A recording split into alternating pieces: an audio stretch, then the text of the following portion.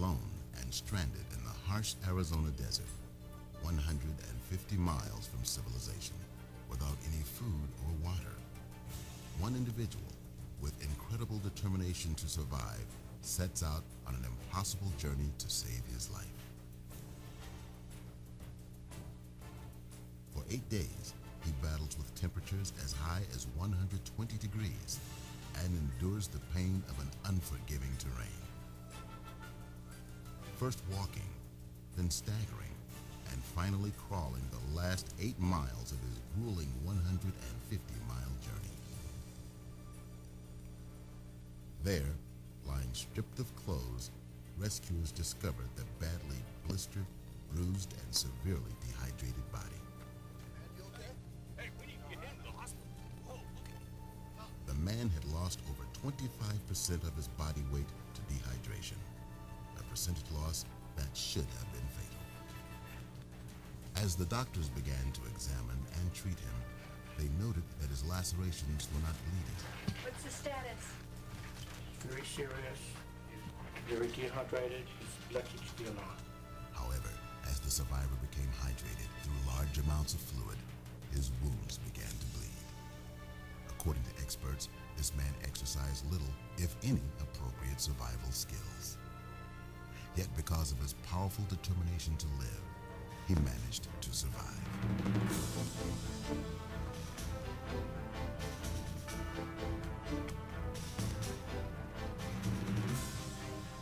An old wilderness proverb says, survival is 90% mental and 10% physical. This theory of survival often clashes with popular notions of what survival entails. Most people emphasize the importance of purely physical aspects, such as constructing shelters, preparing signaling devices, and procuring food and water. While these activities are certainly important, they are nowhere near as crucial as starting out with a strong will to survive. Don't think that simply having a well-equipped survival kit and practiced survival skills is going to save you. You need an extra advantage, a psychological advantage of having the will to survive.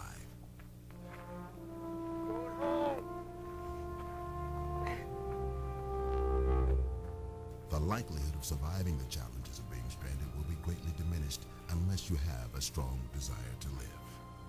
Sure, you can practice specific survival skills, but you won't know how strong your will to survive is until you're faced with an actual life or death situation. Is anybody there? Can anybody hear me? Can anybody hear me? However, certain steps can be taken to strengthen or reinforce your will to survive. First, you must know the basic needs and priorities of survival. These priorities must be met whether you are at home or stranded in the wilderness after a forced landing. Being prepared for a survival situation will increase your confidence and reduce your psychological stress. By reducing your stress levels, you will enable yourself to better concentrate on your will to survive. In a survival situation, priorities are based on how long you can survive without certain physiological and psychological requirements. The most basic priority for survival is oxygen. Oxygen is crucial. Without it, your survival time can be measured in minutes. In a post-crash survival situation, bleeding is the most common way loss of oxygen can occur. As blood leaves the body, so does the life-sustaining oxygen contained within the blood. The loss of blood can cause unclear thinking and eventually loss of consciousness.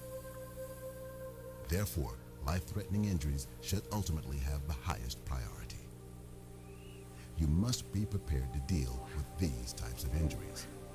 Educate yourself on emergency techniques that stop bleeding and learn methods for treating other injuries. Even minor injuries should be treated because the pain from these injuries will only persist and intensify with time. Be aware that pain from injuries, even minor ones, can cause significant stress in an already stressful situation. By becoming knowledgeable with first aid techniques, you will not only increase your ability to cope with injuries and pain, you will increase increase your confidence level, strengthening your will to survive. Because maintaining body core temperature is an essential requirement for survival, shelter becomes an immediate priority. In extremely hot or cold environments, survival time can be measured in hours. With this in mind, it is important to remember when you are in a survival situation, the most immediate shelter you have available is your clothing. It's unfortunate that most pilots dress for the cockpit environment, giving little consideration to the types of environments they will be flying over. The stress caused from being too hot or too cold can wear you down, both physically and mentally. Maintaining the body's core temperature is a survival technique in itself. It may seem like a mundane skill in the everyday world, but in a survival situation, it can be overwhelmingly difficult. Reading books on this subject will help, but should be no replacement for hands-on experience. You must not only learn the skill of building a campfire, you need to practice it. Also, know what's involved in constructing a windbreak, and make a habit of putting extra clothes aboard your aircraft. Wearing and carrying proper clothing and having knowledge about building a fire and creating a basic shelter can greatly reduce the stress associated with temperature. Sharpening up on all of these life-saving skills will empower you to overcome the physical and mental stress created by extreme temperatures. Water is your next essential priority. Without it, you can only expect to survive 3 to 7 days. And because there is no guarantee that you will have suitable drinking water, the water contained in your body may be your only source.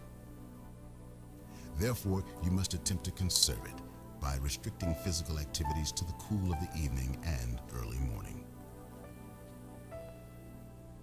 An old survival adage is to conserve your sweat, not your water. If you have water, distribute it equally among all survivors and drink as much as you can when you can. It's important to remember, as you become more dehydrated, your brain will become less efficient. As your mind deteriorates, so does your will to survive.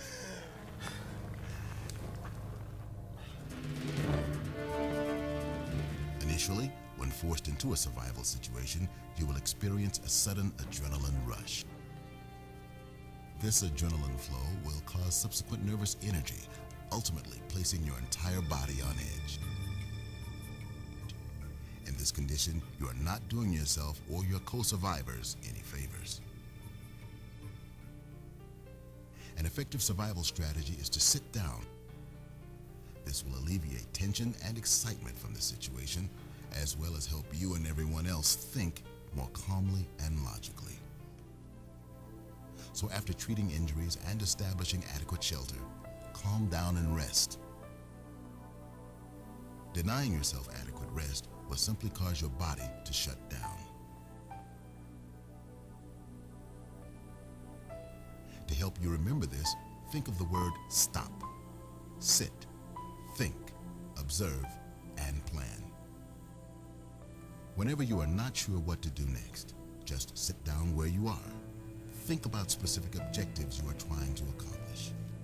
Observe any potential obstacles that may lie between you and your objective. Then plan a course of action.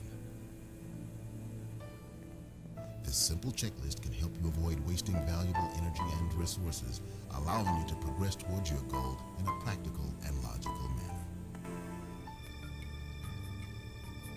Believe it or not, finding food should be your lowest priority.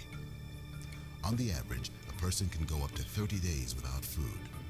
However, if you do have food, eating could have a significant influence on your odds of survival. In regards to hydration, you should attempt to avoid eating unless you have an ample amount of drinking water. You must also concern yourself with the type of nutrition you eat more than the amount. For example, proteins may be good for building muscle, but they require a large amount of water to must remember, eating foods with proteins when you are dehydrated will only make you more dehydrated.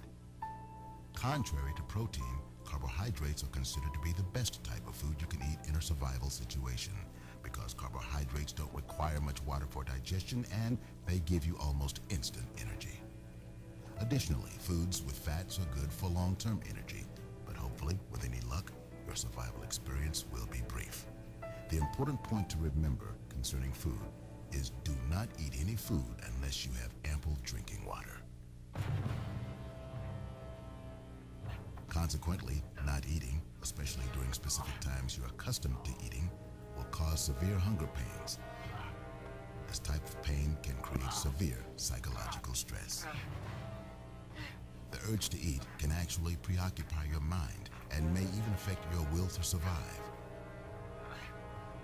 To counteract the stress created from hunger pains, try to occupy your mind with tasks that will help bring about your rescue.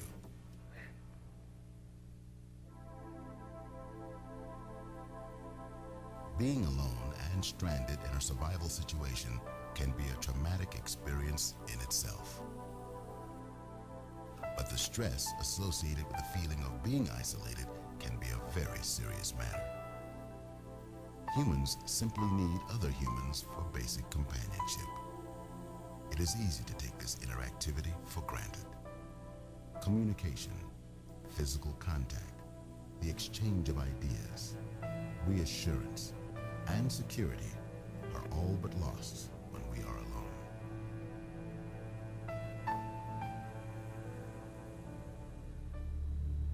Furthermore, individual faith or religious beliefs can help you overcome the many types of psychological stress you may encounter in a survival situation.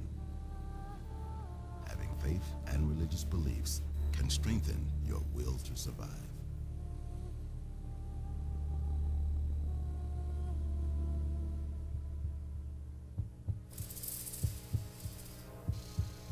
Fear will have a significant influence on your survival attitude.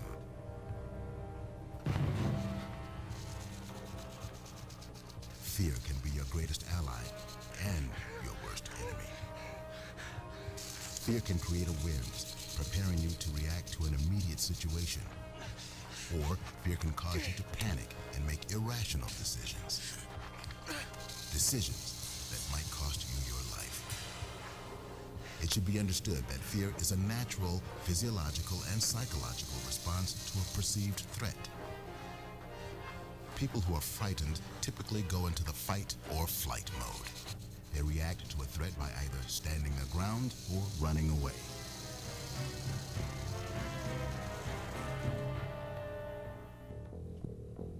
Individual reaction to fear may depend more on the person than the situation.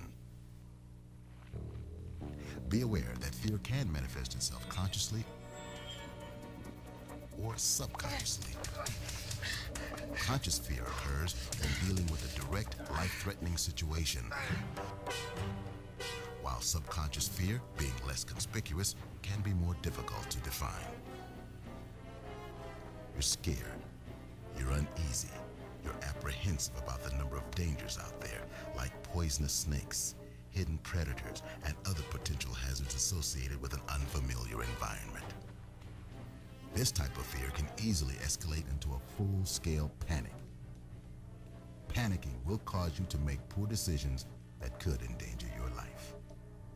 If you are going to combat fear, you must first realize when you are frightened. Here are some common signs and symptoms of fear. Quickening of the pulse, dilated pupils, perspiration on the palms of the hand, dryness of the mouth, and a feeling of butterflies in the stomach. Only when you admit to yourself that you are frightened can you take positive action to conquer your fear. This is why survival training makes all the difference. Adequate survival training will not only prepare you to survive after a forced landing, but it will give you the confidence that you need to strengthen your will to survive. When you ask most pilots about applying their survival skills, they will probably state, well, I won't be out there that long, or I'll file a flight plan and make sure that my ELT is activated. They're sure to find me. This response is one of denial, a denial that stems from a pilot's own fear. An effective means of conquering this fear can be as simple as packing a survival kit. By being prepared, you are admitting to yourself the possibility of being faced with a survival situation. More importantly, you will have a greater sense of control should an unlikely event occur.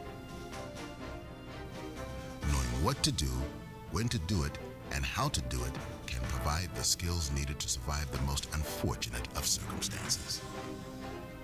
All of these methods, together, will strengthen and enhance your psychological state of being, your mindset, and your will to survive. Oh, it's hot sand. Oh.